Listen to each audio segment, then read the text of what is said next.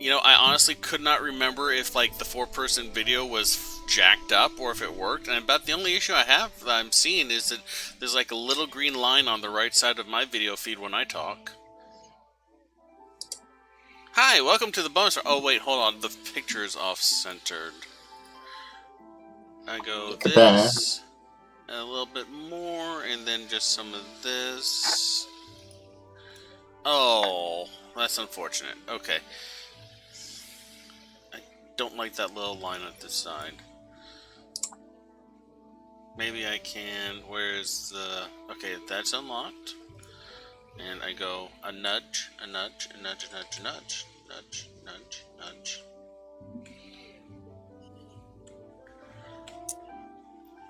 Man, that is off-center. I have one side at 394 pixels and the other at 276 pixels. But hey, we're live! So, we are short a few people. We're going to try and play the game. We may have a truncated episode. We may have a little of a chat and chill thing afterwards. But hey, we're live, and I'm going to do the announcements, and then we're going to see how things go. Is that good with everyone? Sure. Okay, so, as was, we were supposed to have the Green Cauldron game yesterday. We unfortunately did not have that because I was and am still feeling very sick. But I'm going to try and power through this. I have Pepto, I have water. But I would like to apologize to the Tide Goes Out for the whole saying that something was going to happen and then it didn't happen. I feel super guilty about that, but I feel super guilty about everything all the time. Let's see here now. Background music is provided by Sirenscape. Sirenscape, use it. Good lord, I'm getting closer and closer to Shadowrun ads at this point. For the most part, I believe we left off with people splitting up to go and take care of some stuff. So why don't we get a few player descriptions, and then we will jump into what everyone is up to. Or a few character descriptions, sorry. Yeah. Well, I'm the mage, and I play Grigum, the Goblin Drunken Master Monk of the Selesnya Conclave. And I have been forwarding my mystical progress, I guess. And Oh, that's right. Y'all got level up finally. Yeah. Oh, right. Good. I did do the level last session. Okay. And I thank you for dropping that feat to me, and I have already gone into D&D Beyond, added it. Okay, excellent. By which I mean I found your homebrew, and I just was like, haha, select. I'm not sure why I was having so much trouble getting it to display, but I had to throw links into the chat for it to get to display for some reason. Yeah. Now, I think I find interesting that I get that this new chakra thing. I can activate that first, and then activate a lower chakra afterwards. And I'm like, at the same time, pretty much, yeah. Yeah. Like, I'm used to the whole thing of just, like, especially in Pathfinder, how they set up where it's like, you start with the first one first, and then slowly build up towards an activation. No. The fact that I can activate any particular one in any order, like, from the way this is written, I think that's nice, but it throws me off my game a little. Yeah, it's also really expensive to, like, pop them all at once. So it does compare well with how key points are normally used. Yeah. As a monk. Yeah. I basically am basing it off a lot of that off of the elemental monk as a key point to spell power ratio, and then as a heightening effect for additional spell slots. Nice. But anyway, I'm sidetracking everyone. Next. Little white mouse. Nope. Okay. Hello. Okay. You okay? One more time? Hello? Hi. Yeah, we can hear you. Go ahead. Okay, hi. I am Merle. Apologies for the current lack of camera. I will resolve that shortly. I play Rail Corvino, the I almost said the Orzhov cleric, formerly Simic, actually Dimir spy. And a Currently, Dasher Rogue. yep, that's a rogue. Currently unwillingly sort of engaged to Ingrid, actually engaged sort of to Mavana, his elf bodyguard. Elf or half elf? Couldn't remember. Hold on. Uh, No, Half elf? Minotaur. I believe Half she's half elf. half No, elf, half human, all badass. no, Minotaur. It's like Cathal. Human, I if still you can't had believe half I. elf, half Minotaur, that would be badass. I mean, So y'all know a Rail Minotaur. Corvino is the Yeah, Minotaur. but yeah, Rail is the best dressed man in the room, in any room. And yeah, I am trying to life me to remember where we left off last session with him. And I Y'all were am on drawing a blank trains. because there's been an If you want, I can do a recap after mine. I'm fine with that. I was going to do it, Yeah, but you are welcome to, and I will give you a potion of heroism. Or a healing potion, your call.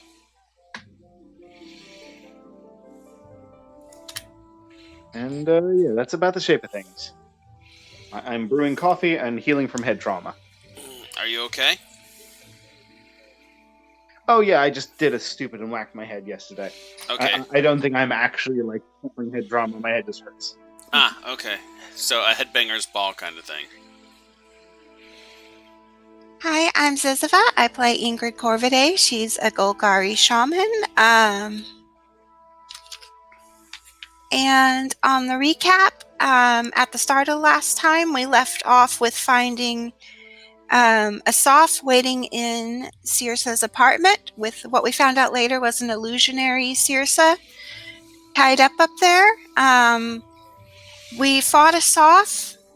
Fairdeer actually healed and tanked. It was a very unusual fight. Especially because sorcerers were raining down from the air during the fight and landing in the angel's arms. That was fun. But we took her down. We found Circe. The actual Circe was in the safe room under the bed.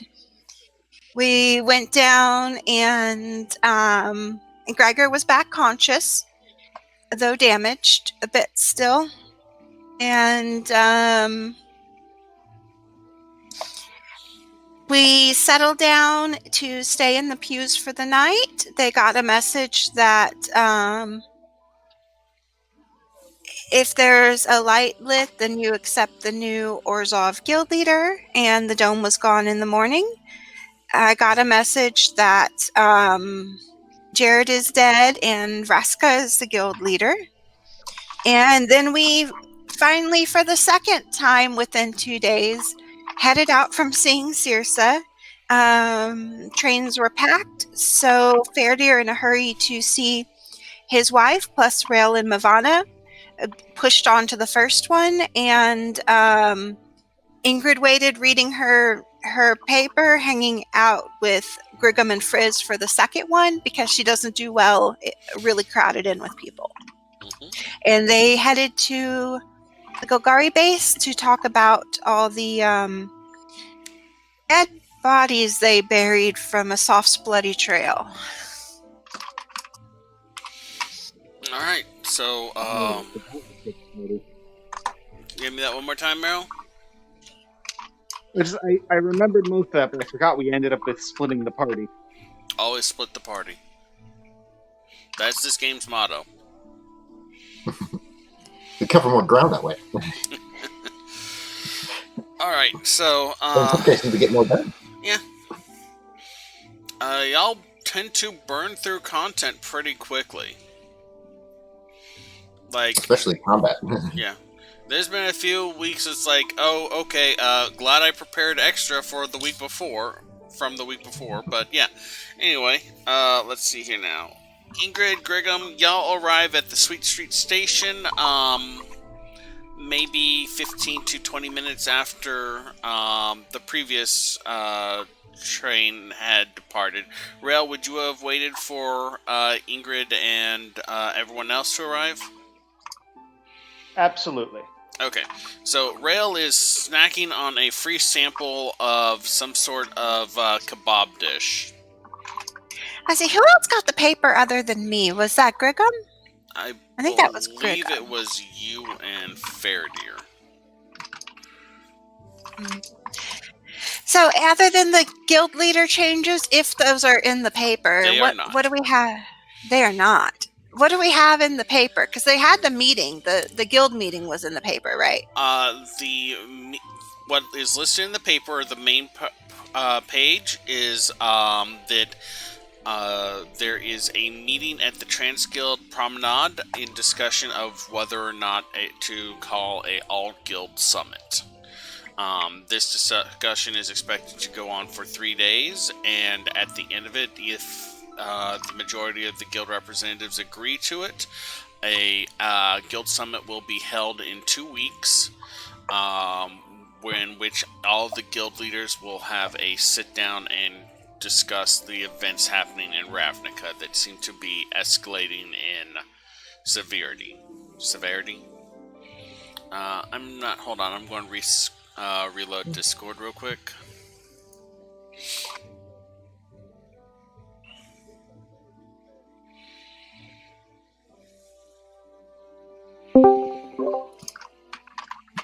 Okay, I can't see myself, but that's how damn it, I have to see myself now.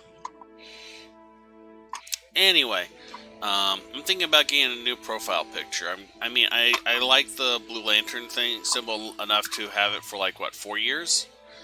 But it's kind of maybe time for a change. Anyway, if only I had character art.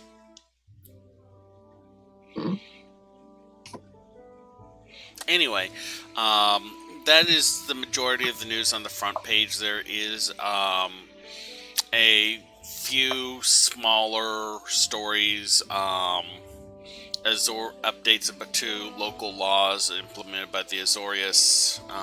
Those go out almost daily. Information about Boros recruiting. A number of adverts for Demir. Zizva, can you blink?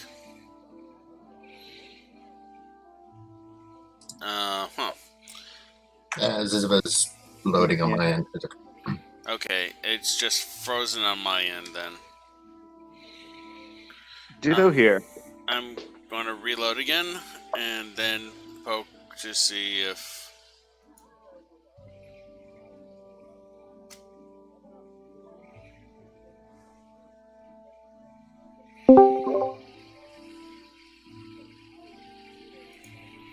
I keep almost clicking share your screen when I'm reloading.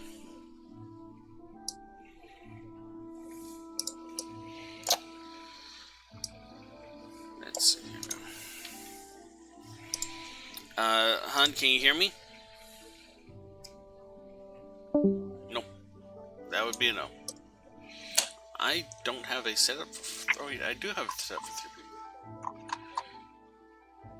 Okay, I have a video screen for 3 people, but no camera feeds. Okay. We'll be right back. Dude.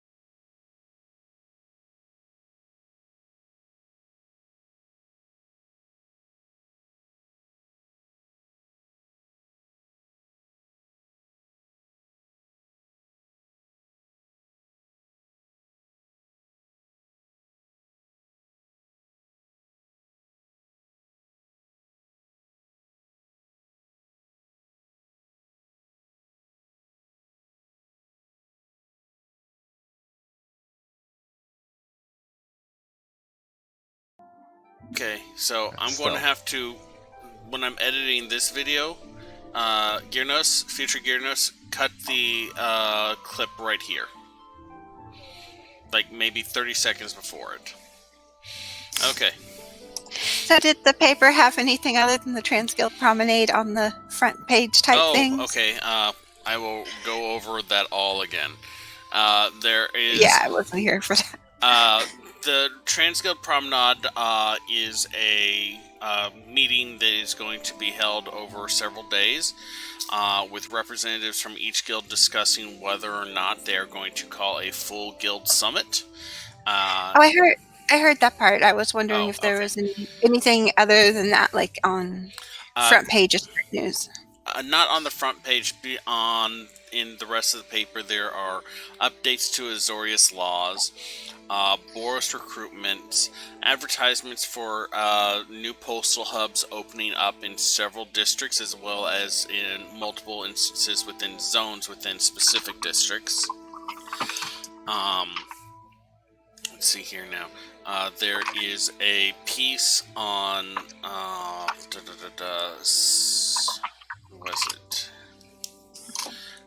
There is a piece on the curious absence of the Izzet guild leader and the temporary assumption of his duties by his second in command, one... where is that name? Where's my pointer? There we go. One Ral Zarik.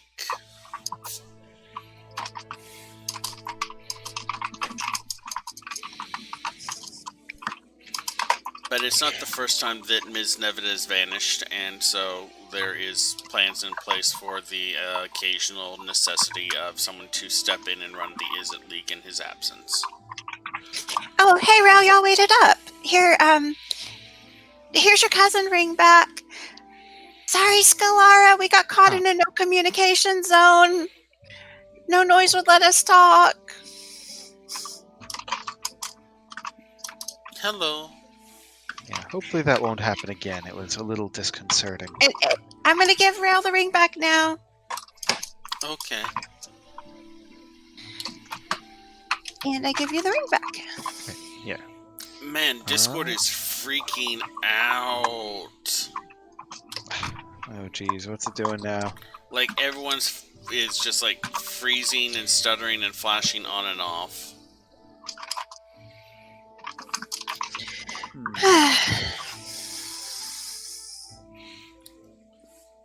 Well, hopefully our sound stays good, at least. Rael, while you were waiting, the kebab goblin gave you one of his kebabs that was off of the first run. Because they're always a little... if you're anything resembling an experienced cook, you know the very first instance of pancakes, bacon, or kebab you make is always a little fucked up. Because you have to kind of get into that mindset, so you get a jacked up kebab. So he saw a well-dressed Orzhov and gave him free food. Yeah. I mean, not a bad idea. Never hurts to curry favor. It's curry kebab. Alright. God, I could go for some curry so badly right now. I ordered some recently and it was very disappointing. It made me sad. I thought of something that we should probably cover. We may be going on a temporary hiatus sometime in the nearish future. Unfortunately, Zizva and I are going to have to move back to Texas for a bit. Or a while, or I'm not sure how long we will be in the state. But we will be resuming... We're trying not to move before the election, because that makes it difficult to vote, and it's super important that we vote, because otherwise the nation is probably going to die a horrible screaming death. That is entirely likely. Anyway, after we get our vote in, we're going to look into what it'll take for us to move. if you will remember, I had a temporary streaming base set up at one point at my family house. We will be moving to there while we get ourselves situated and ordered in Texas once more, and then hopefully we will be able to resume regular streaming with some sort of sound isolation between myself and Ziziva at a future date. Otherwise, we're going to be back into like those early days where you can hear me on her mic. And you But can it hear cannot take that long of a hiatus while we're there. Come on. I'm talking about for the move. No, you're going to Okay. want us to start doing this like the weekend we get there. I mean, obviously. It's like, so you may hear children screaming in the background, dogs, cats fighting, and me on Ziziva's mic and Ziziva on my mic because we're... And it'll all be my fault. No, it's my fault. It's worth it to have you all here. Well, actually, we're going to be much farther away from you than we are now. I'm sorry we didn't get to drive up and visit. Yeah, I mean, it was in the cards and then COVID happened, so... Yeah. So, Hexblade Warlock. While I try and resolve these camera issues. Yeah. So I've been hacking away at the idea of something that came to me because I realized, hey, gunslingers are slowly becoming more and more of a thing. And then I was like, wow, what if I could give a warlock a gun? It's like, just have a gun-toting warlock. And whenever I think gun-toting warlock, I think, hey, shotgun or blunderbuss. It's like, especially if you have the double-barreled variety. And I like the idea of someone that walks up with a shotgun and the ability to curse you, especially stuff like lifesteal. And it's like just waiting in.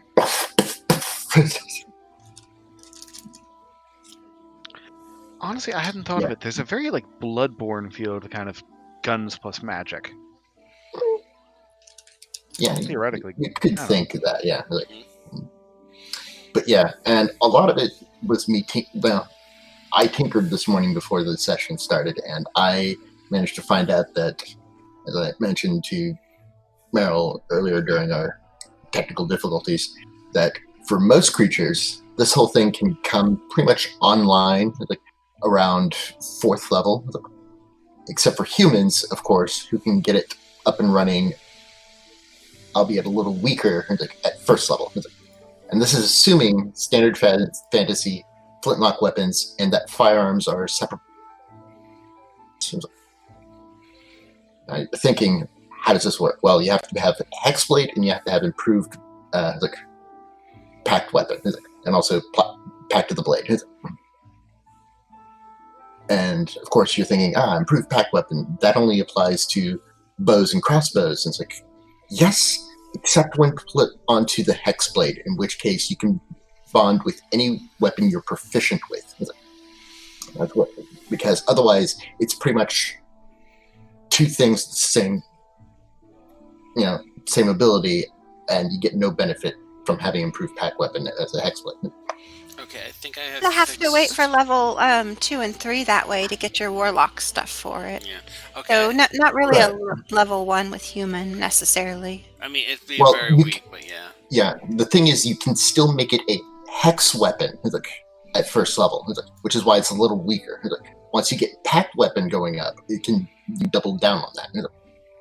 Okay, I think I've resolved most of the camera issues. Our bitrate is super high. I'm going to be watching that. But I think we're okay now. Why? Okay, let's see here. Rail got a kebab. I did get a kebab. You said a curry kebab. Yes, it is. I quite like that. So you waited around for us, huh? Does that mean you want to go check in, say hi to Maine? If he's there? So I didn't really have anything else to do today aside from catch up on some research. I mean, I think Grigam was trying to go to that meeting. I'm not sure it's really for us. Look, considering how closely we worked with Pact, the Guild Pact, I thought we would be I figured we would be extended an invitation. If not, that's That's on me. That's on me. We can check in We with can always Cathal. Maybe we are. The entirety of what is going on is them deciding, are we going to have a meeting? And So this is the meeting to determine whether or not there will be a meeting. And they're Yes. doing this meeting for a week, right? at least 3 days. Okay. Up to a week. I just need to check in with the Golgari, let them know where the bodies are, that kind of thing. And then when we get back to the agency, I'll probably try to see if Laura's in her lab. Have a quick chat. Generally, when someone says let them know where the bodies are, it's not in the literal sense. Usually. But we're not the usual sort.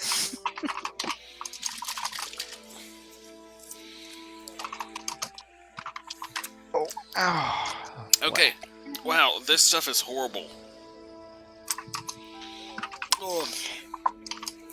So Pump House is about What? 2 blocks from the agency, I think.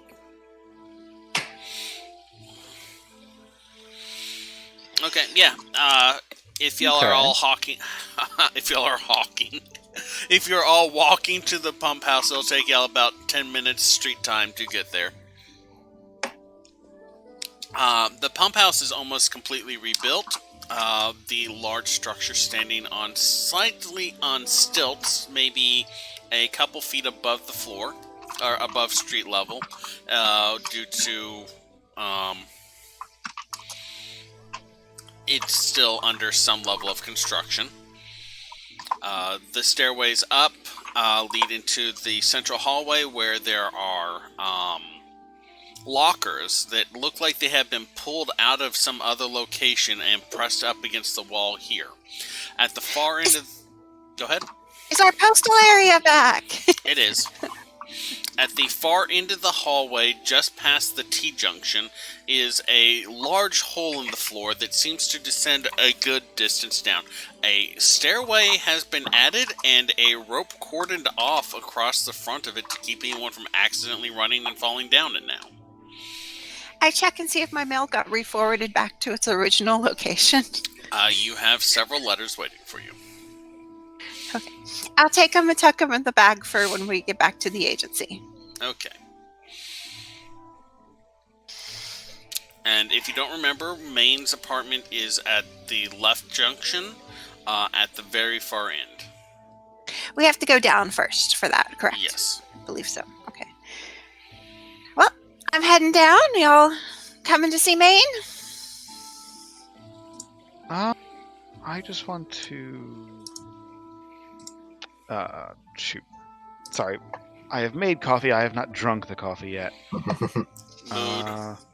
Gotta wait for it to cool down. If that's your style. I accidentally brewed too much. There's no such thing. What you do is you let it chill, and then you make ice cubes with it, and then you use the ice cube of coffee to cool your other coffee. Right. That actually sounds really tasty. It's like using frozen grape to chill champagne. Very classy. Okay. Yeah, I'll come along. Okay. I suppose I may as well. It is subterranean in that it is below the street level, but it's not that deep. It's like maybe... You know how, like, the floor of your apartment is someone's roof if you're on the second story? It's about like that deep. The hallway goes in the left-right direction. You know where Maine's apartment is. It takes you virtually no effort to arrive there. When you get there, a slightly greasy smoke is coming from the top of the door. Right. Hey, Maine! Yep. All okay in there? Yep. Is there anyone on duty I can talk to? I got caught in the Orzhov zone, and there was some angels slaughtering people, so we've got some bodies to pick up tonight. Is open. Okay. Sure. Alright, anyone going in with her?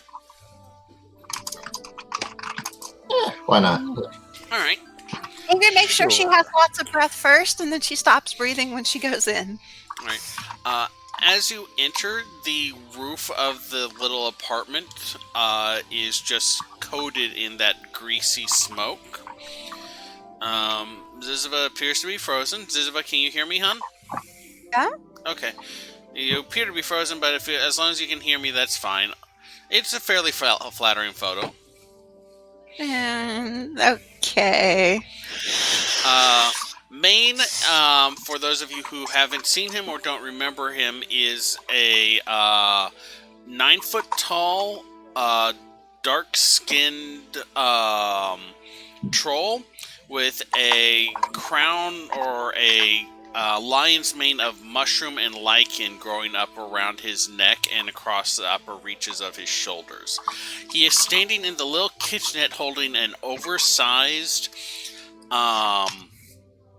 cast iron pan over a hot burner. What looks like a giant finger just charring in the pan. He has gloves on. Well, do you know the park right by the Chantry? Yeah? We had to put about 100 bodies only 5 foot deep there. He blinks a few times. That's a lot. Yeah, I would have just done them a little bit deeper so that we had more time, but the dome cut everything off at 5 feet. Okay. And yeah, so I figure I'll try to come back and help out with the evening run, but I wanted to let y'all know they're there because it is rather a lot. I'll get the collector running. Yeah, if we can try to toss the grass back in place at the end too. Otherwise, well, I can always take care of it the next day, maybe. Yeah, sure. Did you get the message from the bug too? Or something similar? Yeah. I figure I'll talk to Valora later. I just wanted to check in with you. It's good. Work is work. Bye, man. He takes off his glove, waves at you. He's missing his right finger. Or his right pointer finger. There's like a little nub there. Mm-hmm. I've got extra mushroom bars if you want some. No, it's Side alright. dish. Okay. So, Bye. Bye. I mean, you know him better than I do, Ingrid. Is He's fine. he alright? He's Alright. fine. If you say so. Y'all don't visit Maine enough. I wonder why not. So I guess back to the agency. Okay. Y'all emerge from the pump house. From where y'all currently are to the agency, it'll be about maybe a 20-minute walk if y'all take the streets in the normal fashion. You know, you can go a little bit faster if y'all want by, running, or a little bit slower if you want by, window shopping or hanging out or whatever. But either For 2 way, blocks? huh? Okay. For 2 blocks? I guess that's okay. Yeah. Unless anyone wants to take a carriage, I think we're okay just walking over. Yeah, it's not a terrible journey. Y'all have centralized yourselves fairly well after the rebuilding. Returning Sure, I to can the see what- office, the door is open just a little bit. Past the entranceway into the main part of the meeting room hall, you see Cathal at the podium addressing a collection of people in short cloaks with the second sight pin on them. She looks over her shoulder as y'all Enter turns to the group and says, "That is everything. Go complete your assignments." So, Doll, how's everything going with the Azorius guy we're supposed to escort? She looks back over her shoulder, points to the chairs. All pending negotiations between the Orzhov and the Gruul clans are temporarily suspended. Azorius? What'd I say? Orzhov, but that's Orzhov. okay. I was just double checking. Yeah. All between the As Orzhov expected. and the Gruul have been suspended during this time of change of leadership among the Gruul clans. Okay. So we may source of income temporarily. I missed a little bit of what you said because my screen blacked out. Can you repeat it, Rail? Yeah, I think my connection dipped suddenly. What I said or what Gerno said? What I you didn't hear said. him at all. So, I Oh, mean, I heard the uh, girl change of leadership, and then you were talking. So, if he said something else, I missed it. Just that all business has been temporarily suspended. I just said, well, we may need to look into finding a different source of income in the meantime. Not sure what, but There is the fact that there is a murderer still running loose. oh right, that. I am taking Frizz off of duty so I can finish his training. I will have a compressed lesson plan for each of you delivered to your rooms to read at your leisure. So, on that whole murder thing, and she addresses Rail and Greg, now that we're cleared of all the investigations and we're not a target potentially for the Lawmaster, maybe we should go talk to some people that might be, kind of see if there's anyone we can stake out. I could try to scry again. Faradir is talking to Amnestria. Or Arissa. Whichever. Arissa. She shrugs. She's like, I have stuff to do. And, picks up her binder and wanders off.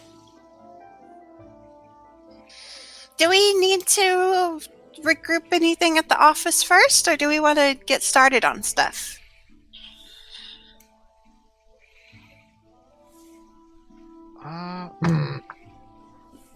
Excellent question.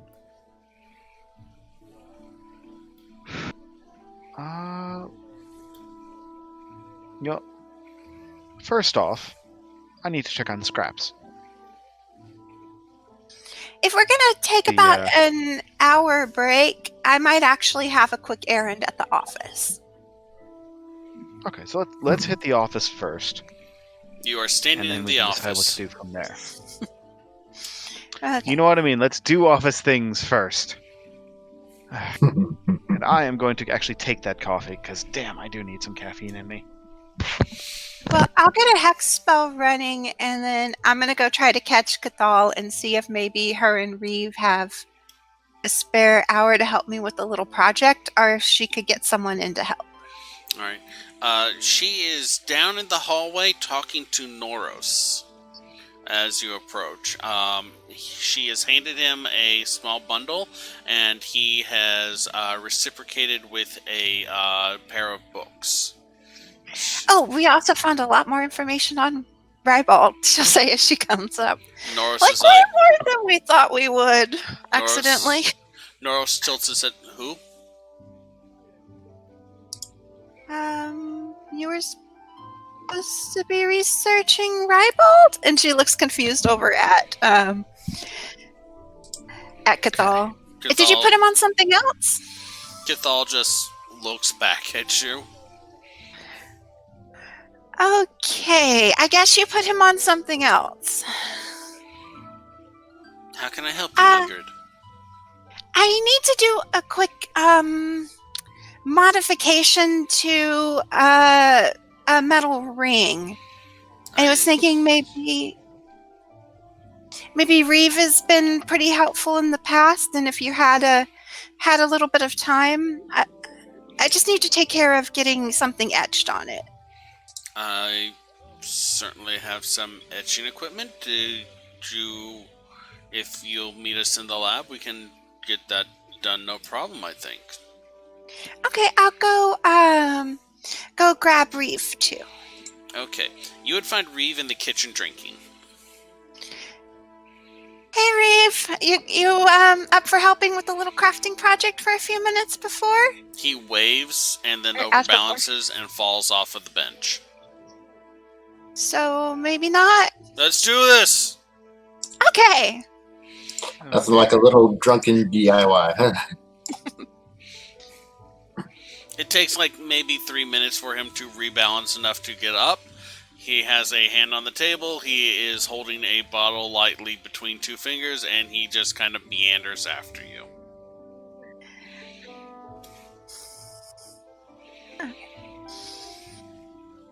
And you already know what I'm trying to do. I'm trying to get the planar symbol inscribed on that family ring in a place that's kind of out of the way on the inner band. I would ask you to just make a jewel crafting check with advantage from the help. Do I get Reeve's guidance? Yes.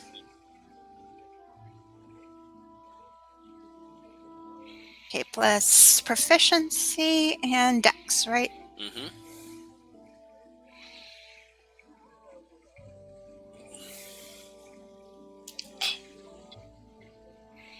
Okay, 27. We should be good. Yeah, you're good. No problem. There is like a little resistance to the metal that you were not expecting. It looks like it's just gold, but the metal was far harder than gold would normally be.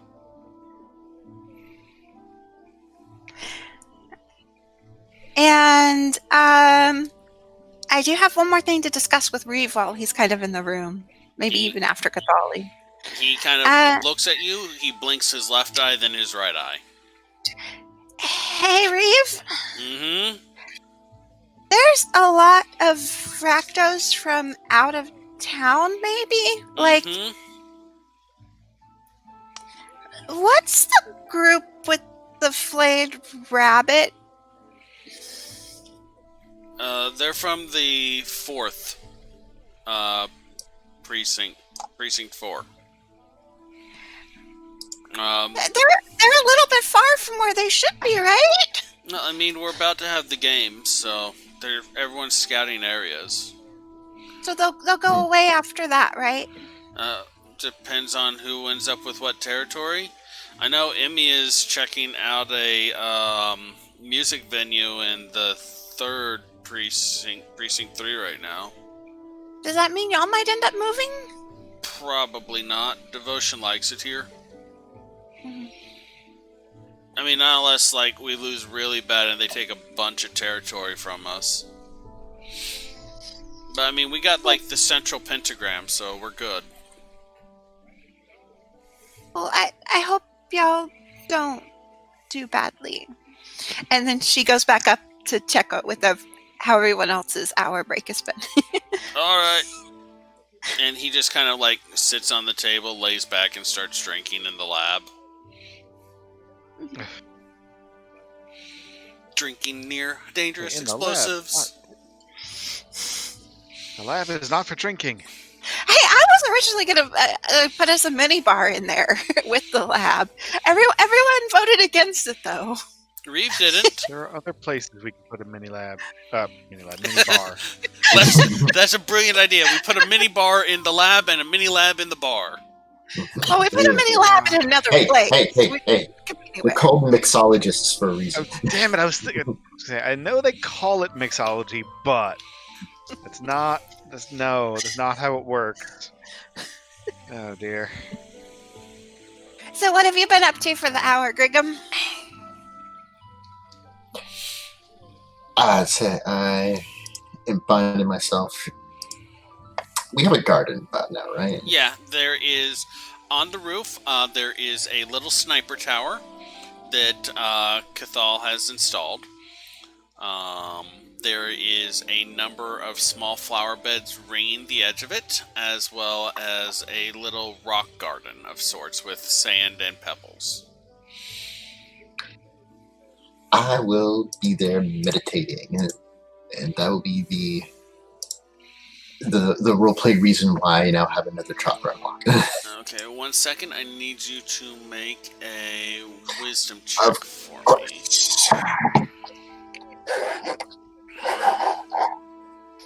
Who knows? Maybe I roll so well I unlock a third. You never know. That'd be the day, huh? So, wisdom, you said, right? Mm-hmm. Okay. Wisdom check. Okay. That is Grigum's.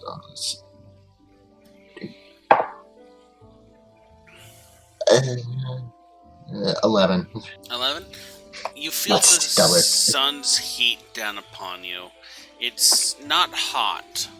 It's warm. It's kind of nice. It's like the warm summer breeze blowing through the trees. Sorry, no, I had to. You feel proud of yourself for your growth. You feel like you know what you're doing. You trust in yourself. You realize that this is probably what Ingrid feels all the damn time thanks to her breastplate.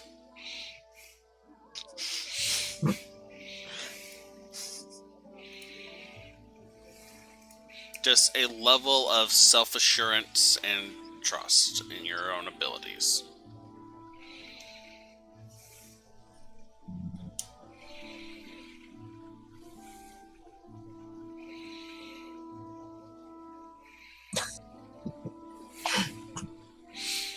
Alright, Rail, I believe you're up. So Rail's going to check on Scraps. Okay, Scraps is... You kept him in the original... You kept them in the original container, or did you move them to a larger container? I think we were trying to... I was trying to make sure I could get a larger container that was safe to contain him in. Yeah. I can't remember if we actually got the container. Okay, let me make a couple quick rolls. Because I believe you... Oh, damn. She rolled good. I believe you talked to Cathal about that. In your apartment room, there is a 3x3x2 glass cube. Well, a cube in... It's like a terrarium. Right. Like a tank. Yeah. Appropriate. It is left on your bed. Okay. Well, let's get Scraps set up in their new environs then. Alright. You kind of take the container that Scraps is in, and for those of you who are just joining us for the first time or do not remember, Scraps is a small black pudding. Not the eating kind. The kind that eats you. Yeah. You hold the container over the terrarium, and there's this, like, plop sound as it eventually releases and drops into the new environment. And it just sits there and quivers. Okay. Right, and... Let's see.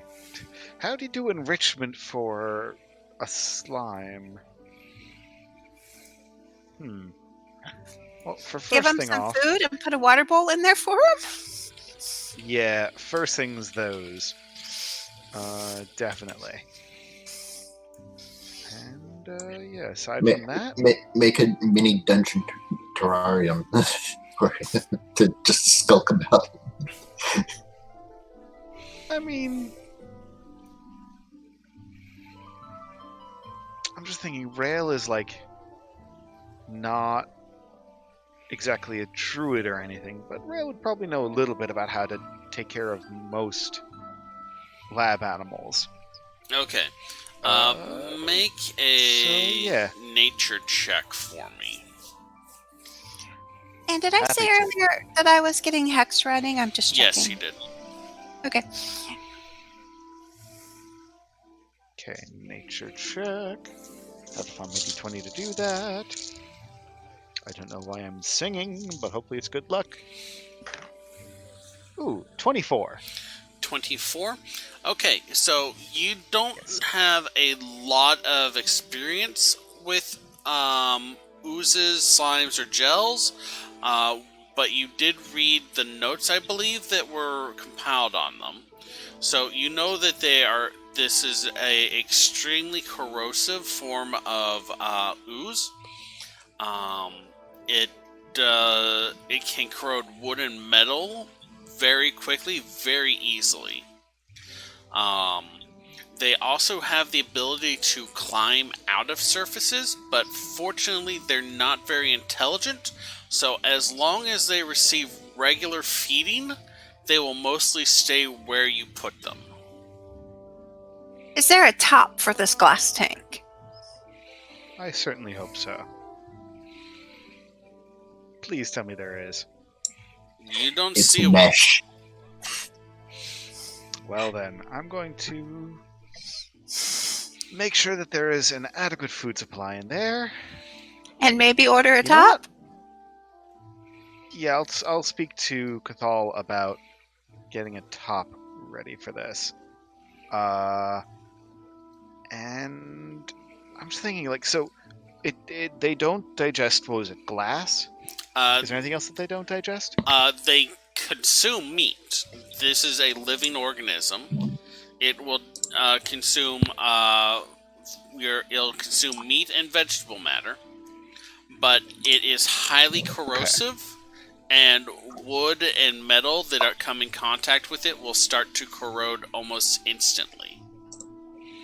Now, if I remember correctly, glass is very not reactive to a lot of things. So most of the time, acid is kept in glass for that reason. Yeah. Well, most acids, yes. Most acids. So there's some that, again, it's highly resistant, but probably not. Yeah. I'm just sorry.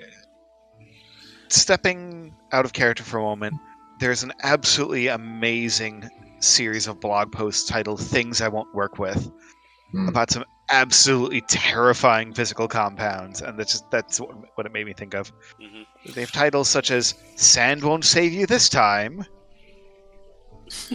and yeah, there's some freaky chemicals out there. Yeah. So basically, anyway, the notebook details how the slime can dissolve an entire sword in under 30 seconds. Oh my! It is extremely okay, so not going to corrosive. put a mesh top on that. Do not pet. Got it. But what I will do is you also know that acid, cold, lightning, and slashing does not hurt it. Well, good, because I don't want to hurt it, because it's a pet. Why would I want to hurt a pet? Until you end up wanting to scientifically divide it into portions or something. Yeah, the notes include the fact that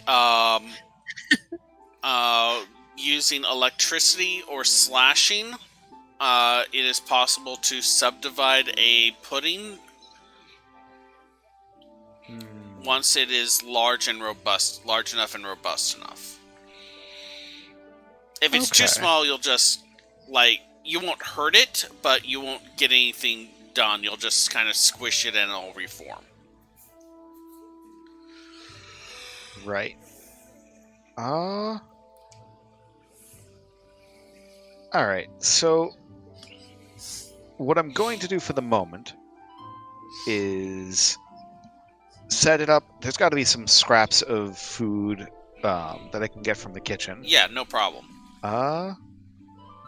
And I'm going to repurpose some of the lesser used lab equipment. And I wonder if I can make some enrichment toys for it. It doesn't corrode glass, so give it some little glass balls of interesting shapes. And I'm going to I think I'm thinking of an alembic here. So if you take cats and dogs, not an alembic, that's something else. I'll basically take a flask or something like that with a fairly narrow neck, and stick some food in there, so that the pudding is going to have to figure out, oh, there's food inside this thing. I can smell it. Presumably, I don't know if they can smell. Are they blind? Can they see? They have Is there any way to 60-foot determine- blind sight. Okay, so it'll be able to detect the food inside the. Yeah. They know when people are going by in the halls, they're going to Yes. bed. So yeah, so I'm basically I'm trying to not just like tossing some food in there. I'm going to give it some enrichment. Okay. So I rolled a -3 for it. You put the food in the bottle, beaker, put it in the enclosure, and like a pseudopod extends from the mass and just kind of suctions to the side of the bottle. I hope you'll figure it out eventually. Dragging the bottle closer. Okay. Baby steps. It's all baby steps. But yeah. If that food's still there tonight, you might want to give it another portion or make it easier. Oh, like no. I'm sorry. I'm also just giving it some food, but this is in addition to that. Like when you bring food close to it, it extends a pseudopod out towards that food, and the second it makes contact, the food starts sizzling and dissolving. But it takes once or twice for you to get you almost burn your finger 2 or 3 times, but by the time you finish feeding it, you kind of have a general idea of how to do so safely. Or you could also just drop the food on it, and it seems perfectly happy with that. Great at parties, I'm sure. All right, but yeah, so that's scrap sorted. Yeah. What else was there that needed doing? Is the big question. What else is there that needed doing? I think you have a book to read. I do have a book to read. I'm waiting back in the lobby for when everyone gets back together. Yeah, like I'm not doing a major downtime thing. I'm just kind of, shuffling papers, making sure everything's organized for when I come back and have some time for some real downtime.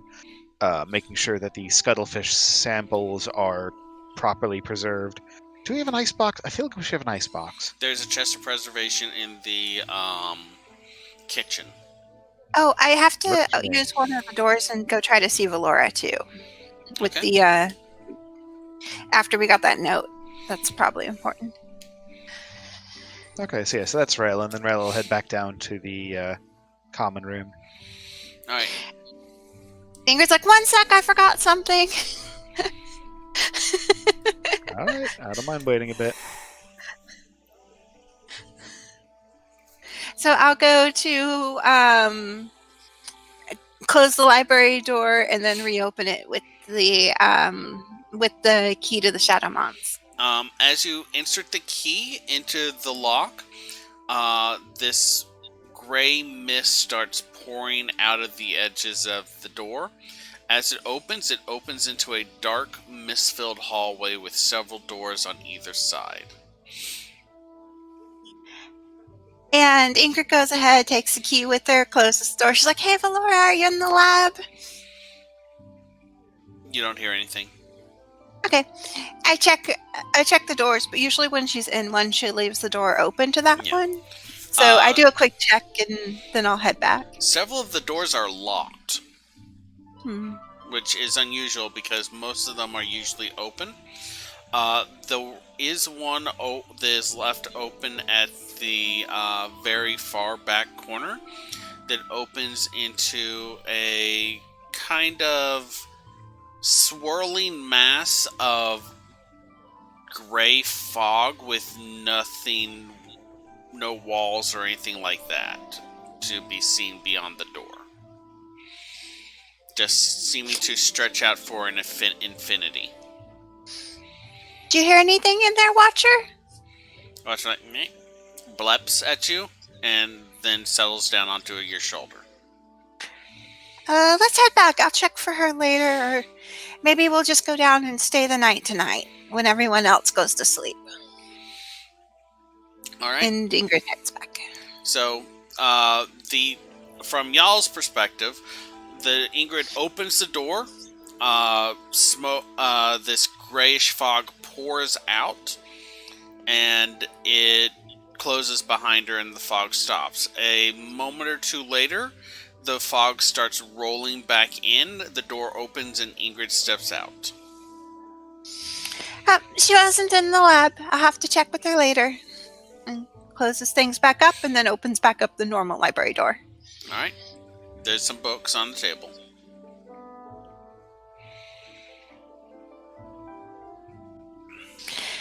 So I guess when Gergum gets back down here, we should discuss if there's anything we can do on that murderer case. Yes, we've been letting that sit for a bit. Yeah, that sounds about good to do. Have there been any more victims? I don't know if we've heard. We can check in with Pan. He's been keeping tabs. Are you heading back down now, Gergum? Yeah, you can assume so. Okay. Hey, Rail asked if there were any more victims. Do we want to check in with Pan? Maybe see if he's there, if he knows anything new on the case? Sounds like a good idea. All right, y'all would be able to find Pan in his little information hub. It's a kind of office that has been set off to the side with a drop box for overnight reports to be filed, as well as one of those clerk doors, where it's a bifurcated door. You can open the top or with like a little shelf. I guess shelf is the right term for it. Flat surface at the top, or you can open the bottom, or you can just climb over if you want. He is behind his desk, filing papers into a standing cabinet as you approach. Hi, Pan. Oh, hello, ma'am. Is everything all right? We just haven't been able to check in since the accidental time dilation issue we went Shenanigans. through. Yeah. I do not know what you were talking about. Okay, we missed a few days. Have there been any changes or new murders on that case while we were spending an hour for 4 days? It's an odd bit of coincidence. He goes over to the filing cabinet and pulls out a file and sets it on the table in front of him, flipping it open. He's like, we had a death occur 4 days ago, just after the noon hour. A Simic hybrid who had left the Combine. I'm not sure on the model number yet. It has not been confirmed, but he appears to be of a grappling design from the extra appendages. Was found dismembered, I suppose is the proper term for it, in the 4th precinct, just north of Singrove neighborhood at the edge of the burgeoning Blossom. A grappling design, you say? Yes, he had pincers as well as tentacles. Did it have anything carved as far as crimes? He flips through a couple of the papers. It's like, it was not reported the exact law, but was a few people that I have contacts with have said that the law that had been cut into him was destruction of the people's property. Okay, so not some kind of mistaken identity. I Or, don't know. That sounds awful like it could be a mistaken identity to me. Oh, right, destruction of the people's property. Oh, shoot. I Well, mean, then. he was, well, that's kind of what he was questioned about a little bit, so I guess we don't want to disturb Faraday right now. He's catching up with his wife and was very worried, but we should probably fill him in later. Yes. I wonder, at the very least, we could investigate the crime scene on our own. No need to bring him in on that. Pan, closes the file, puts it back, and then goes and pulls another file and hands it off to you. Here you go. I guess we page through, see what's in it. It is a detailed accounting of the area in which the body was found, including a number of results from scrying, detect magic, and other such tests. So I will allow y'all to make a research check with Pan's resources.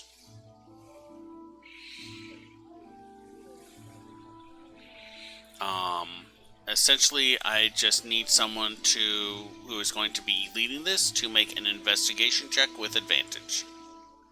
I think that should be real. Yeah. Already reaching for my dice. And guidance? Poke.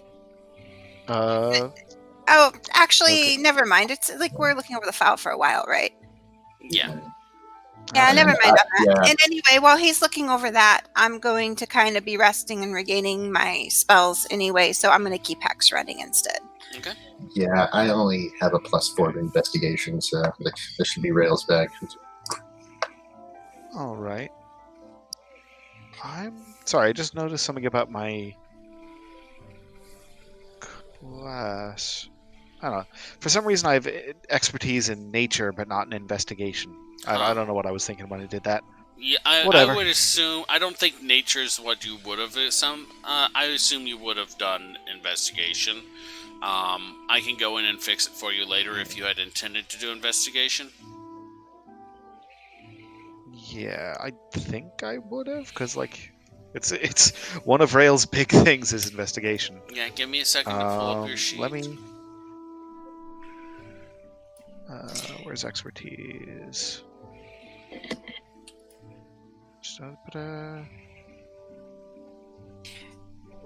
Wow, there's like 4 copies of Ingrid in here. Yeah. Just because I haven't gotten rid of after the rebuild Yeah. a little bit. But, so basically, theoretically, we leveled up and then we took our short rest because we theoretically leveled up after the angel encounter, right? Yes. Okay. Okay. No, I see it. Because it's not expertise from Rogue. That was perception and stealth. It's blessings of knowledge from Cleric. And That would that's do it. limited. Yeah. Arcana, history, nature, religion, so on for Arcana and nature. Okay.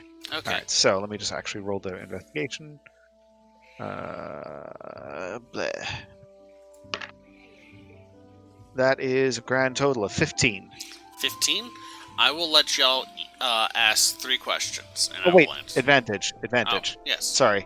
Forgot about the advantage. Still 15. Okay. Second roll was 14. Y'all can ask 3 questions. I will answer them.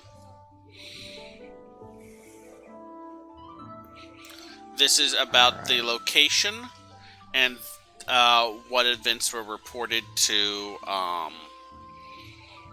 the agents that were sent out to gather information. And the details we have to pull from were where the body was found, potentially, like anyone that might have been That one, interviewed, yeah. scrying and detect magic. Like that's kind of our pool from. Yeah, I can tell you some basic information that is just immediately obvious without any questions needed.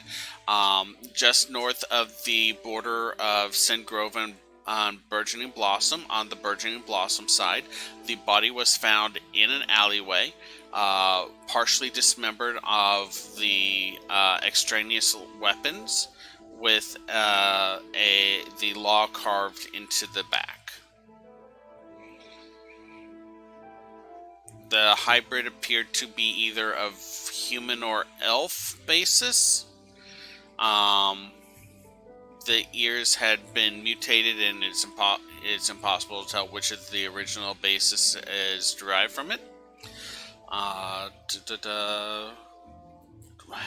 Scraps of civilian clothing, nondescript, were found nearby. So y'all have 3 questions. Y'all probably should discuss what question y'all would like, because limited answers here. Right. So, what do we want to? What do I we mean, want to ask? what things they scried for and found could be a good one. I mean, are the scrying results are in the file, but then we're using like the our role in our questions to represent how well we interpret them, right? Mm-hmm. Yes. So, I mean, I'm thinking maybe like, what did they scry for and find? Is that 1 question or 2? Would that Well, count as what 1 you question? didn't find is often as important as what you did. I think Meryl's just saying, like, is that a legit allowable question? Yes, totally. Do we want to go with that for 1 and kind of see what they got and go from there? I think that's a good start. Yeah. So Can't think of a better one to start with. What did they scry for and find, Okay. or not? So what was checked for was if there was a spirit left behind. There was not. Any information that could be relevant to the physical attributes of the assailant, which all came back as blocked. Through use of specialized temporal magic that Azorius have to view back things that happened in the past. The ability to view the victim stopped immediately before he was walking in front of the alleyway, and it resumed maybe 4 minutes later, with the body being left in the alleyway. And it is presumed that there's some sort of divination block on the killer that it makes it impossible to scry on or detect them. A attempt to detect was made anyway and failed. Let's see here now. They would have checked for that.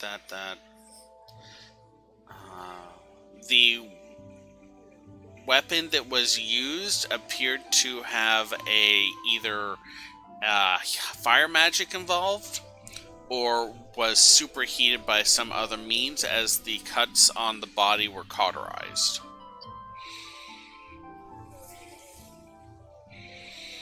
Polarized. Okay. Do we remember any similar cauterization being mentioned in the reports we've looked at previously? That would be a history check outside of your current questions.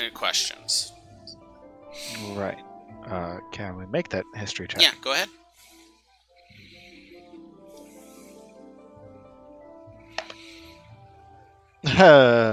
That's a natural 1. I got a dirty 20, actually. All right. While Nice. The method of death is not consistent from victim to victim, there have been a number of strangulations. In one instance, someone had been defenestrated, where you're thrown out of a high window. And one person had been pulled apart by, if someone had gripped them and just ripped them in half. There were a few victims that showed slice marks that did have burning around the edges of the wound, though.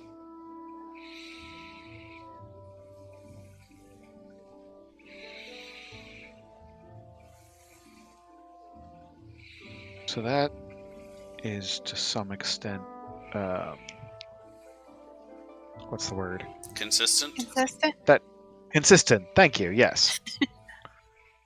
It fits. Anyone else have a thought for the second question?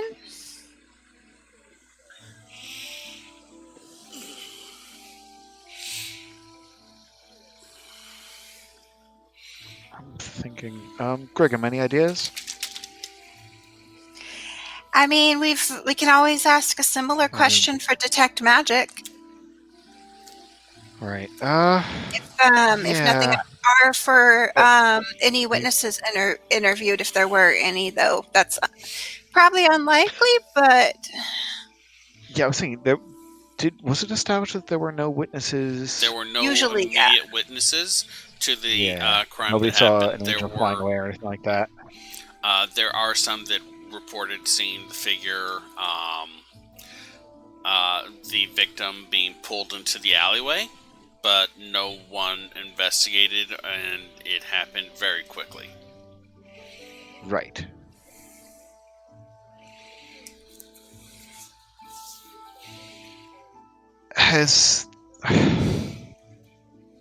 There will be records, or would there be records? This is not a question. This is, I'm wondering if Rael would know this. Mm-hmm. Would there be records of everybody involved in the the victim's case? Could we cross-reference people who might be leaking information to this person, to the killer? Or am I just kind of... If we're going on the assumption that this person may have been an accidental mistake for Fairdeer, then the main people that could have leaked information would possibly be the ones who interviewed him or were around the station. So that would be a good ask Fairdeer who he talked to and if he got any names. He didn't. Is that something you think Fairdeer would think to ask? Let's see. Did he? Let me look at my notes.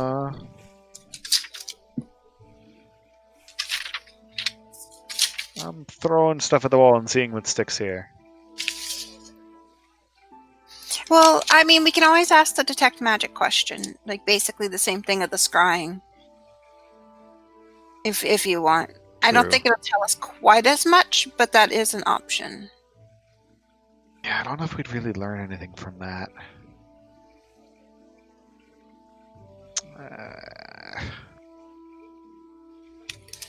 Well, we've got 2 questions left. I'm just not at my mental best today. I do have 2 questions left. I can't say that any of us are in a good mental place. Yeah. Okay, maybe we should review what we know so far from this.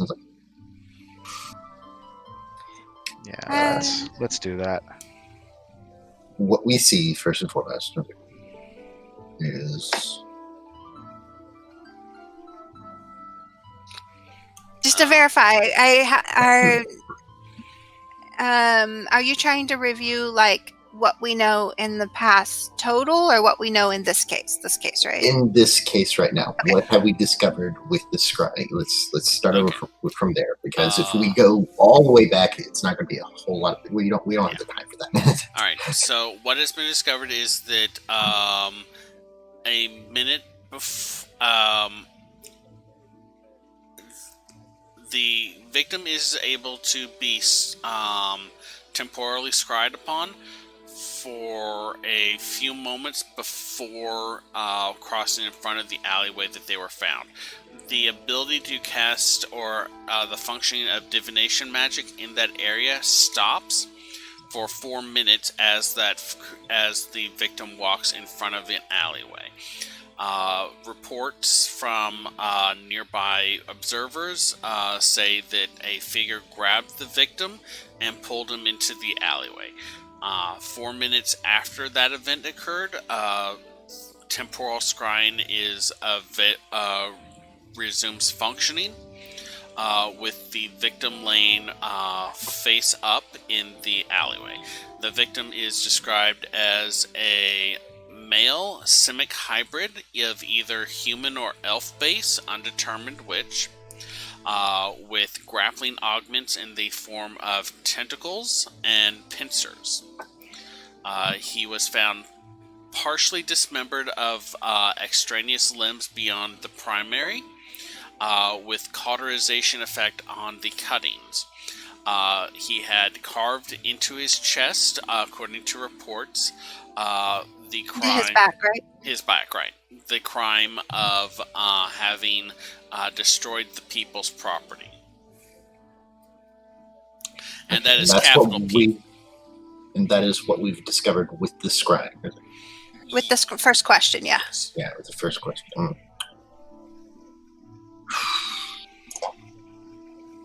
And I mean, we've discovered a few other things like being dropped from high could be consistent with someone that has flight.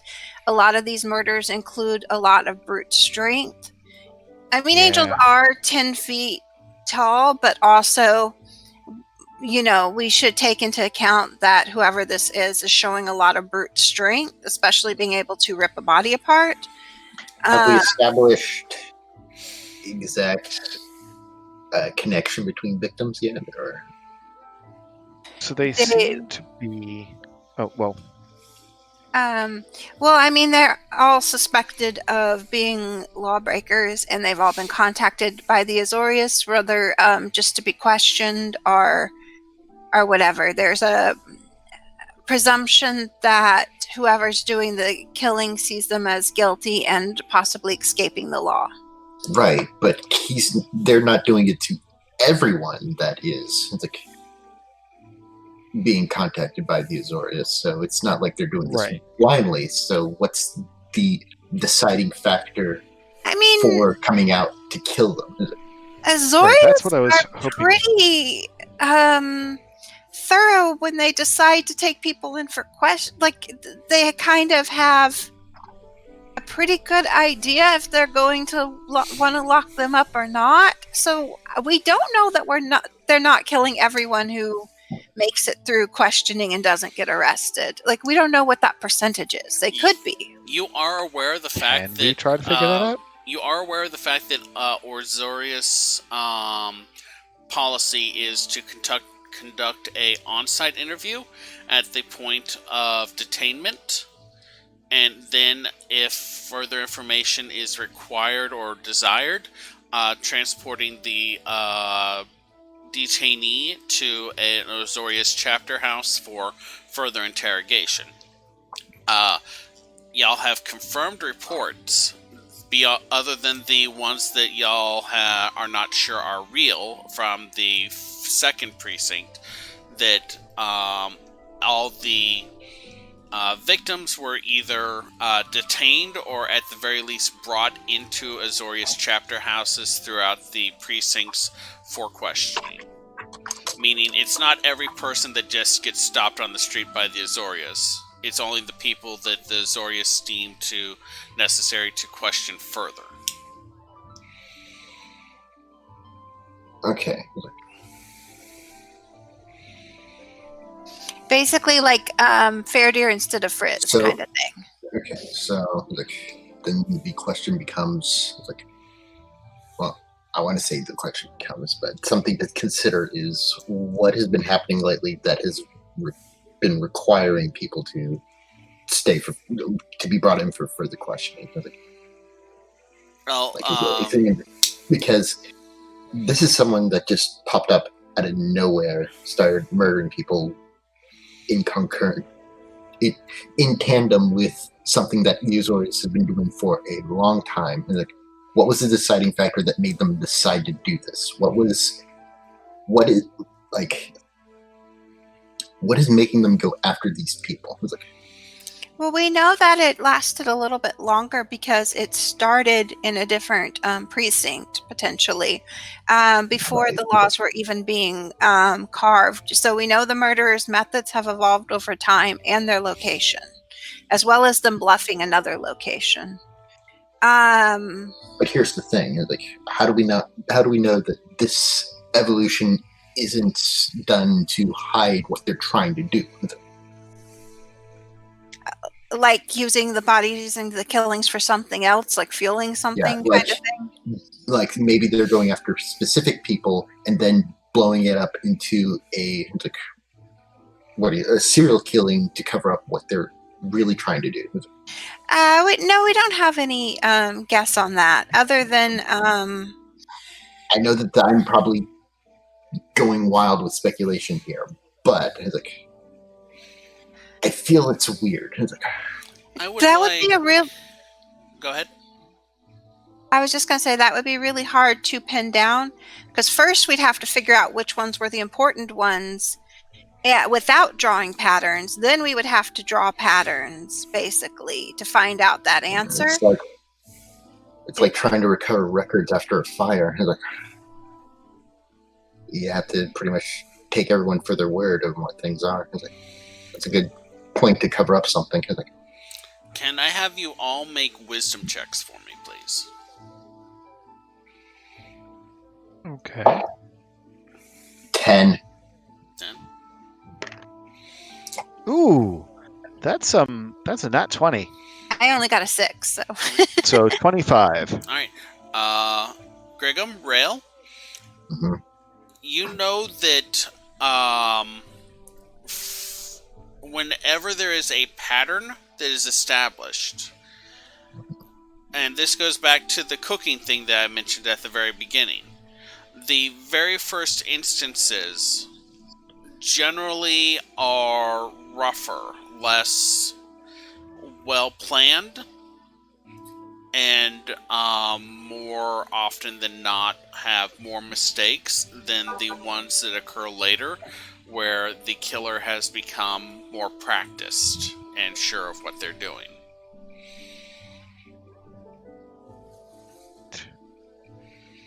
So, question is, what would be the earliest examples here? Did we ever track down what we thought was like the first killing? We went and we looked at the records that they had marked as being possible cases in the 6th. I presume those records were dated. We took notes while we were there. Yeah. The first one that was dated roughly, I would say 5 weeks before y'all woke up in Coin Keep. Okay, so they don't go back as far as I thought they did, actually. I mean, it's months now, but... Yeah. Okay. Yeah.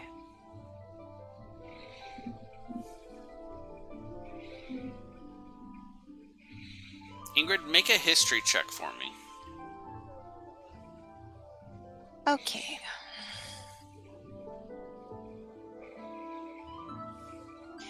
Nine. Okay. My back thing was 6 weeks before Coin Keep. I know that, though. Mm-hmm. And everyone else's was 1 to 2 weeks before Coin Keep. Yes. And this was how long? Sorry, when was this again? 5 weeks before Coin Keep. So chronologically, it happened a week after my prologue and 4 weeks before y'all's prologues. All of our others, yeah. Yeah. So let's go back. What exactly happened in your prologue? But y'all don't know that. Well, yeah. Okay. As a player, it was getting tears from the asylum. Okay, as a player, I don't know what's going on here then. Sorry, as a character, rather. As a player, I'm wondering, could it be related? but I could be wrong. I don't know. Y'all have 2 more questions still about this event. Do we want to just ask about the detect magic type things, or? Yeah. I mean, I guess. Again, Let's look up exactly what detect magic looks up real quick,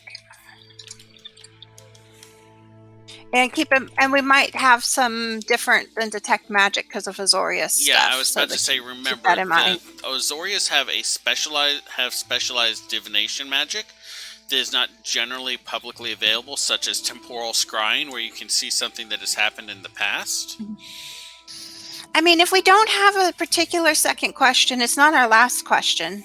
I feel like we should probably go ahead and ask about the results of the detect magic and if it can pick up any planar energy, since we kind of know that there's an extra planar being involved. Possibly, yeah. So, you know, it might tell us about the murder weapon. If it's a specialty weapon, that could, tell us maybe someone made it, maybe a place they could have bought it. If there's any specialty with, like, that's blocking divination, any type of magic it might detect. Like, it could give us more than we think. Yeah, let's go for it. Okay. Can't. The magic discernment that was used on the area revealed that the area in general had recently been placed under the effect of a silent spell, ending half of a foot from the entrance of the hall alleyway. In addition, there is traces of a transmutation spell in effect in the area, though the exact nature of which can't really be distilled. There appears to be some sort of reaction or reaction, or what's the word for it? Reflex. Transmutation. Enhancement. Is that the sort of thing that angels tend to have access to? Depending on the angel, I mean, Asaf had access to powerful magics. She was just trying to... Y'all didn't see the full extent of them, because she had a focused goal and so was only using the magic that would work towards her goal. But in theory, there is nothing that could prevent an angel from being a sorcerer or a wizard or even a warlock. What did they have anything with the weapon in with their results for detect magic? The majority that was detected was the illusion that they determined was a silent spell. The transmutation that they cannot determine the exact spell effects of, but was a spell as well. Mm-hmm. And a evocation magic that was carried on an object, though there is no specific information as to the type of magic or object that was carrying it. Does evocation cover stuff like blocking, scrying and stuff? Is that one of its subspecialties? No, evocation is things like fire and lightning and explosions. Okay. Right.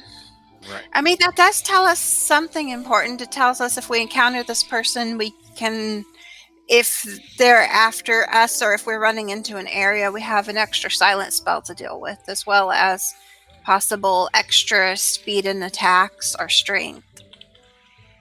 So it does tell us, like, if we encounter and have to try to subdue this person, a little bit more of what our danger level is and what we can theoretically attempt to plan for. Yes. For example, well, I don't know about you, but a silence at the wrong time could really ruin my day. Yeah, a really good time to have some mundane izzet weapons. Yep. Oh well. Well, I don't recommend we go after.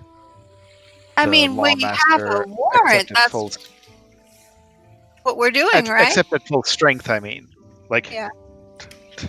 I don't think we should go after them when we don't have all of the resources we can throw at it. If they're in a silence area and it's we go in or we don't get them, do you vote we just let them continue and then leave? I'd rather let them escape and then try to recapture them later, as opposed to dying. I'm very opposed to dying. Right. I mean, alleys are only so long. The silence spell only went like a foot past. There's, we could stand outside the area and attack in. Theoretically. That is true. I mean, you silence is area based, right? you know that silence has to be cast on a specific area. It can't be cast on an object, and that it can be cast ritually, which would take up to 10 minutes, or it can be cast manually, which is near instantaneous, 6 seconds. Right. Speaking of which, is there any way to determine whether a spell was cast ritually or instantly?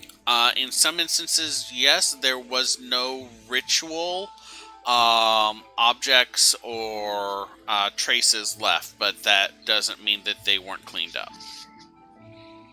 So it means the person either has a lot of stalking and knowing their schedule and picking ahead of time, because rituals take a while, or they're casting it on the fly. Instantly, yep. I'm curious as to whether this was more of an attack of opportunity or a planned assault. Seemed like most of the ones, since they've been careful with no witnesses and always the person being alone, have seemed fairly planned, which would lend itself either against ritual or to someone who's been very meticulous with logging people's schedule and possibly even using things like augury to pinpoint the best times if it's done ritually. And yet, we were thinking that it might be mistaken identity in this case. So they're not infallible.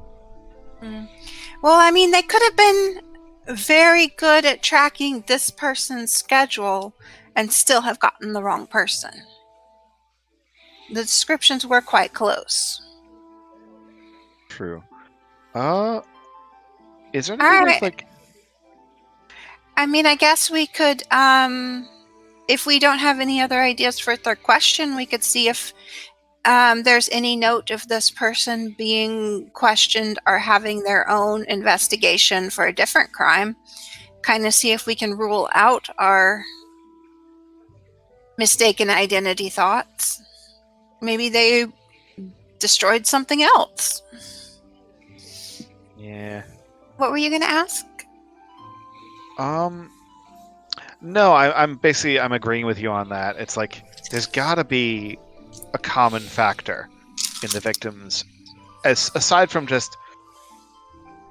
I find it highly unlikely that they're going after everybody who's getting off "quote unquote" scot-free. There's got to be some uniting factor as to which targets they're choosing. We've looked at a lot of past cases. Have there been any Boros targets? There has never been a Boros target. Have there been any Azorius targets? There have never been any Azorius targets. Have there been any Dimir targets? No. Who would go after a librarian? What guild affiliations have they been targeting? Have they been avoiding all guild affiliations? The first several were guildless. Then Gruul and Rakdos have been targeted. To date, the Gruul and the Rakdos are the only guilds that have specifically lost members, and they are only lower level members. They're not high up ranking. And then this member was actually Simic, right? Yes, this is the first Simic that has died. So they are in general afraid of reprisal. I was like,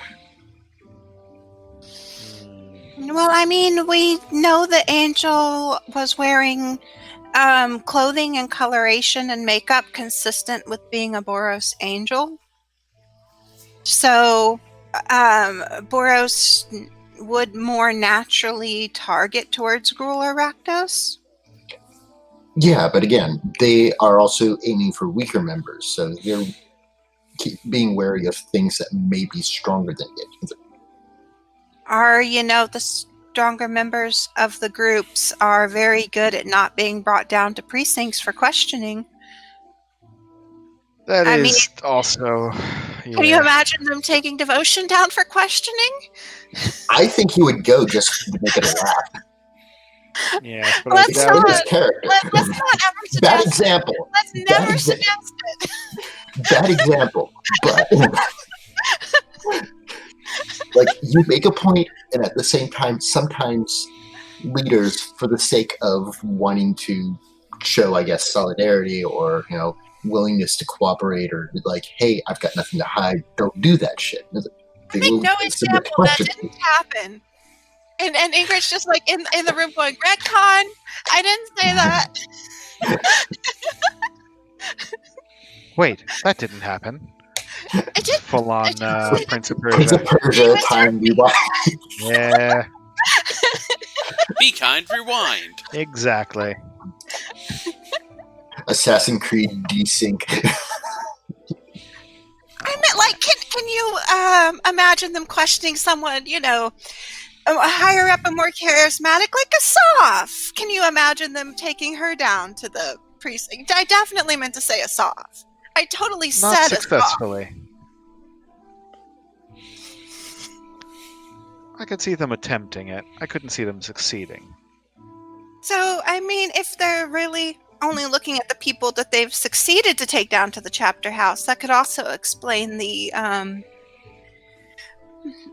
less in a position of power targets. But if it is, one person making the assault, you would probably go after people you think you can take physically. That is a point.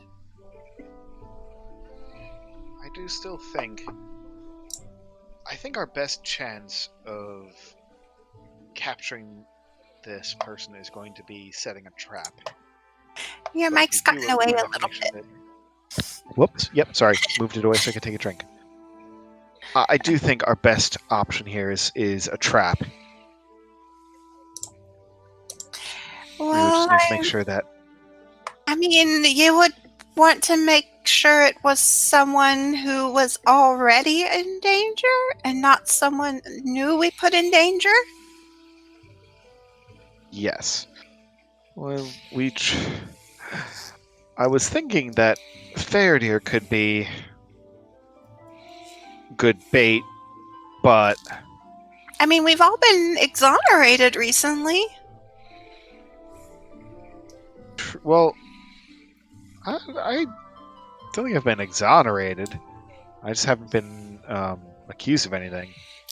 For the record, the exoneration occurred before this person died.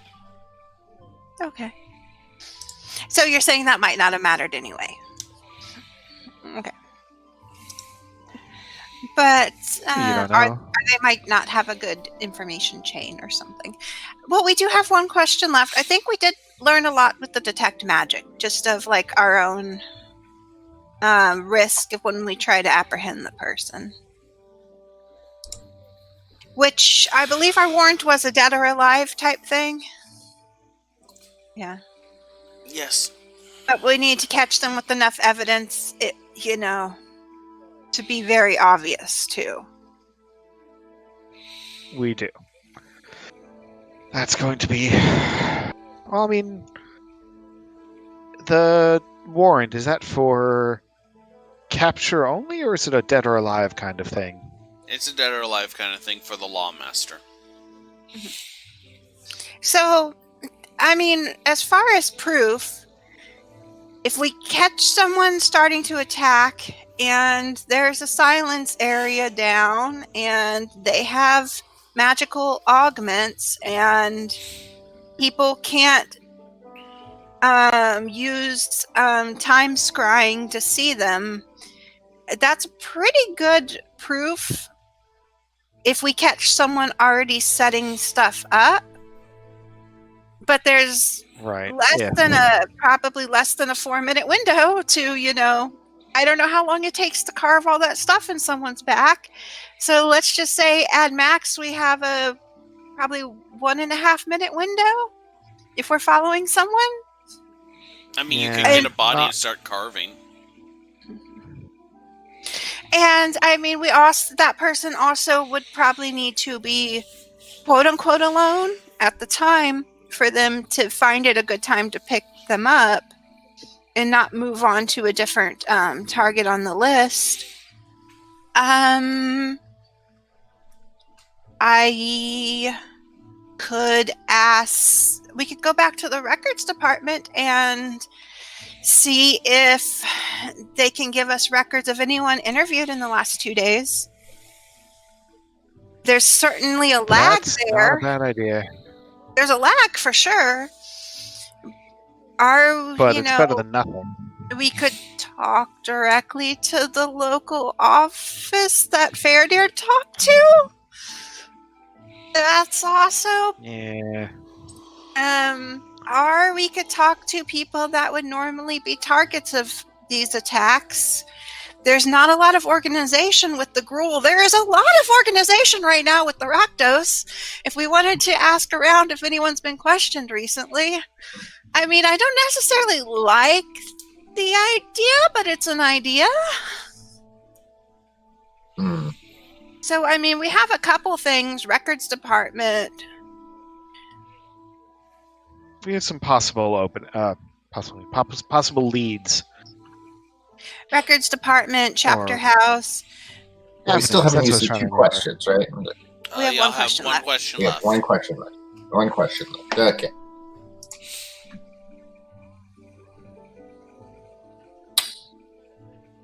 So I'm waiting for inspiration to strike one of y'all because I feel like I'm taking up too many questions. Hey, I'm tapped out. I mean, again, my ideas were mostly try to figure out who the next target was going to be. Which is why I was questioning, what is the motive, what is the modus operandi, that kind of stuff. Unrelated to the case file, can I ask Pan if there's been any other property destroyed that would have been considered to be blamed on Simic recently, like in the papers or anything? Let's see here now. No, there is a constant low level of property damage just by, wear and tear of the public.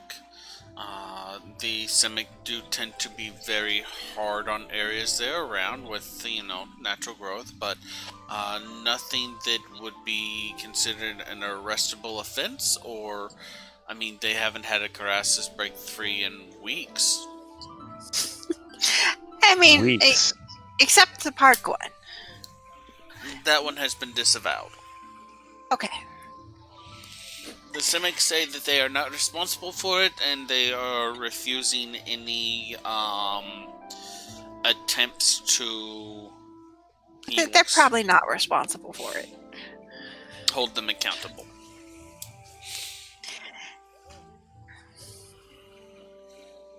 Right. So, Pan's file had where the body was found. We know the area, and it would list like the actual alley if we wanted to take a look, kind of thing. Like you would be able to go to the actual alley if you want. And so we have the motive. Oh, I was just going to say the only other, and it does list witnesses, but they're not necessarily going to be helpful witnesses. They are not direct witnesses. They are observers who saw before and immediately after. Yeah. Right. And I don't suppose angels are obligated to return to the scene of the crime or anything silly like that. If so, that angels happen to go to a lot of scenes on a regular basis. Yes. That actually becomes less likely to be true with every additional killing because killers tend to perfect and get their method down to the point that they do not need to return and retrieve additional evidence that they may have forgotten.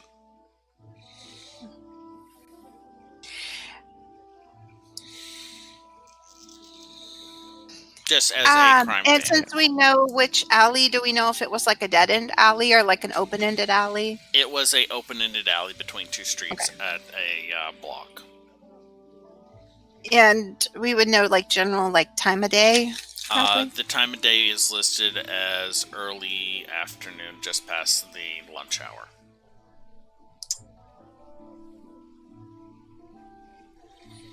And this was 4 days ago, you said? Yes. It might be 5 because of the whole extra Orzhov day. Because you said it was before we were exonerated, so... No, you were exonerated before this. Okay. You were exonerated. So it was a day after we left to Scalara. Yes.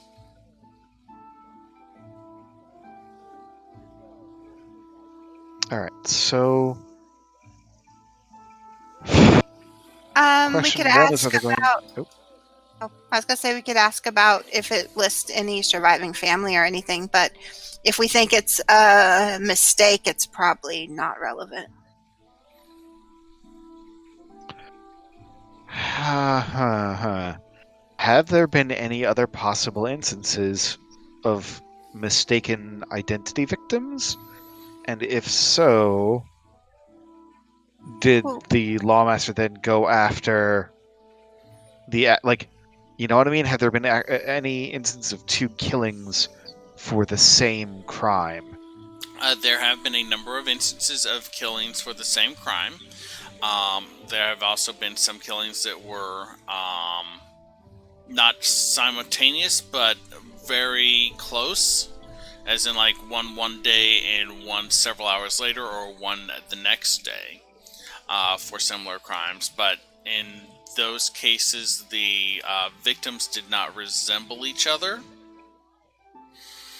And in most of those instances were implicated with each other at some point in the commission of the crime, such as 3 gang members that were killed for each of them being goblins, and each of them having the crime of breaking and entering. Actually, what do y'all think about asking if it lists any lead detectives or anyone that would have kind of been following this case for a while for that region?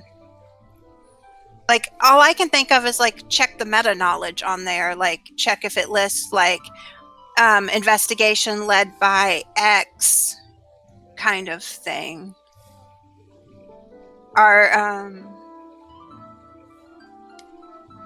because then that might give us another local source who's been looking into it. And that's the only thing I can think of as a possible third question, because our third question has to relate to this case. Yeah, I mean, again, Yeah, like what? That is an important question. Like, who's the lead investigator of these murders? Really? I mean, we've got the warrant, and like the paperwork he has might only be like who's a regular detective for Sin Grove. Like, it might be a dead end. It's a very gamble type question, but it might also give us someone that could be a point of contact that, you know, when we say we have the warrant for this and they've seen, you know, someone killed by it, they might be more willing to talk versus just walking. Considering the proliferation of this, there has to be an investigation lead, if not a team, that is looking into this series of murders. I mean, on the other hand, there's the very real possibility that, hey, it's us. They're just kind of farming it out. I doubt the Azorius would leave that entirely up to us. But I mean, we don't. Less so the Boros. I know, like, it's tempting to be like, let's make this third question super special. But on the other hand, like if we really don't have like anything else we're looking at, is that something we can save our third question and move on to kind of our plan? Is that an option? You can definitely honestly, revisit this later. Yeah. I mean, Let's the thing revisit is later. that I asked the question of lead investigator because even the Azorius wouldn't be stupid enough to spread their paperwork out in different directions. If all this comes together as a single thing that is happening, they would probably file it all under one thing. Someone has to Pan keep track would of be that. able to get you the name of the Azorius investigator. It's not pertaining to this file, but that is information that is available to y'all if y'all want to get it. I think that would, in case there's anything we really want to compare notes on as a knowledge source, that would be good to do. All right. Let's see here now. The lead Boros investigator and her team is Justice Hashi. Hold on. I'm just going to type it because that is a heck of a name. there's apostrophes in it. Okay, then. Better than just say investigator Pickles.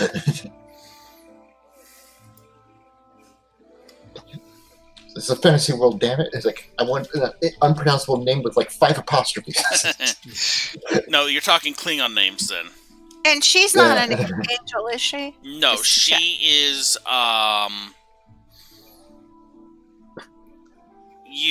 there's no actual race listed with her.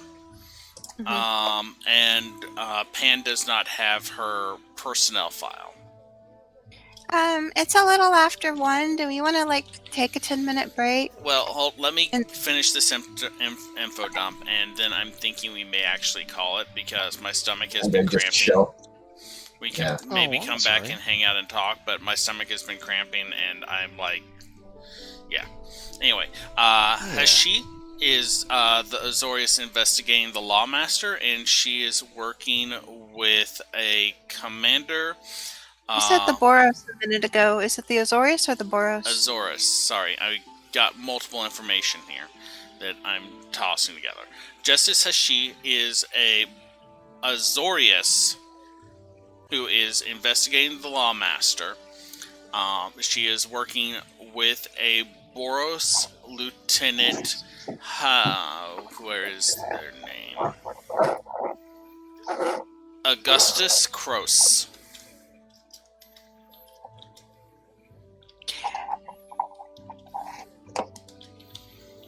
Who is of the Boros and is working with them as an adjunct.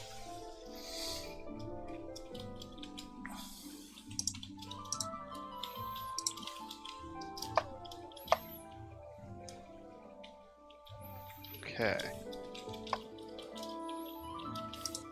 People to interview. Let me write down those names so I don't forget them.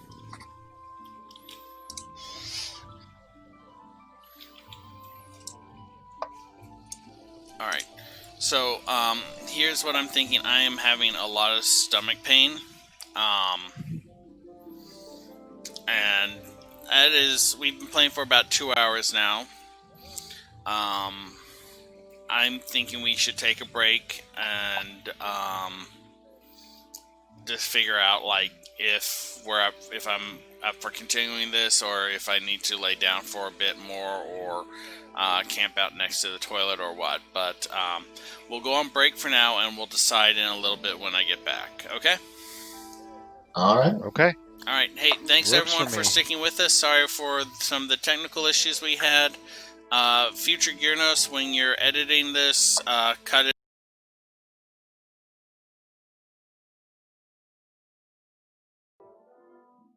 And I'm back. Hey, everyone. Hi. Thanks for joining us today. We're going to call it. I laid down and fell asleep for 10 minutes just because I was in a slightly comfortable position, face down on a bed, which is a good way to suffocate if you are my size and weight, so don't do that. we'll be back on Friday with a new episode of Neon Shadows and hopefully a storyteller that's feeling well. But hey, everyone, take care. Take care of yourself. Stay safe. Try and limit how much exposure you have to people that are not limiting how much exposure they have. And be safe because we're all stuck in this together alone. Or something poignant like that. Anyway, yeah. Future Gearnos. Cut the feed at this point. Bye, everyone. See you Friday for Shadowrun, potentially. Bye. Peace. Alright, and so, I'm gonna cut my mic and